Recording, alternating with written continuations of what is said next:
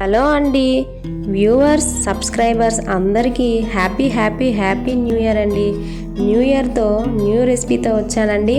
Welcome to our channel. నేను strawberry halwa చేస్తున్నానండి.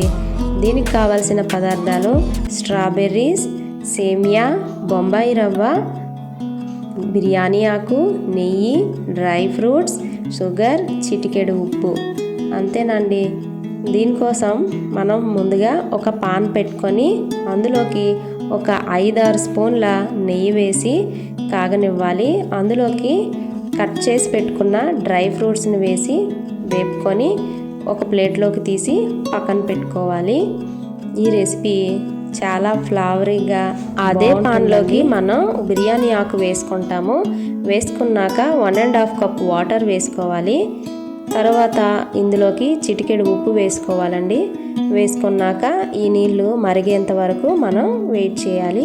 ఈలోపు మనం వేరే పాన్ తీసుకొని అందులోకి కాస్త షుగర్ వేసి కొంచెం వాటర్ వేసుకొని కట్ చేసి పెట్టుకున్న స్ట్రాబెర్రీ ముక్కల్ని వేసి పాకం వచ్చేలాగా ఉడికించుకోవాలి.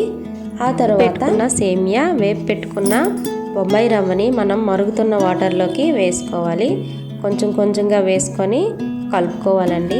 నేనైతే ఎటువంటి కొలతలు తీసుకోలేదు, నా ఓన్గా ఇలా స్టార్ట్ చేశాను. బాగా కుదిరిందండి. దగ్గరుండి రెండు కలుపుకుంటూ చూసుకోవాలండి. ఎంత నైస్గా ఉందో చూడండి. ఇప్పుడు సేమియాలోకి కాస్త షుగరు వేసుకోవాలి. వేసుకొని ఇలా చక్కగా కలుపుకోవాలండి. కలుపుకున్నాక మనం ఉడికించి పెట్టుకున్న ఈ స్ట్రాబెర్రీ పాకాన్ని సేమియాలోకి వేసుకుంటాము. నేనైతే ఒక పిడికెడు సేమియా తీసుకున్నాను.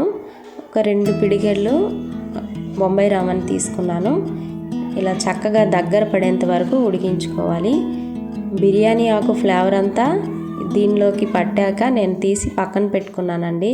అంతేనండి, డ్రై ఫ్రూట్స్ ఫైనల్గా వేసుకుంటే హల్వా రెడీ అయినట్టే. చాలా బాగుంటుందండి ఈ హల్వా. ఒకసారి మీరు కూడా ట్రై చేయండి. ఖచ్చితంగా నేతితో కాల్చుకున్న చపాతీ విత్ హల్వా మేము ట్రై చేసామండి. టేస్ట్ అయితే తగ్గేదే లేదు. మీరు కూడా ట్రై చేయండి. మీకు ఎలా కుదిరిందో నాతో షేర్ చేసుకోండి. Please subscribe my channel. Thank you for watching. Bye.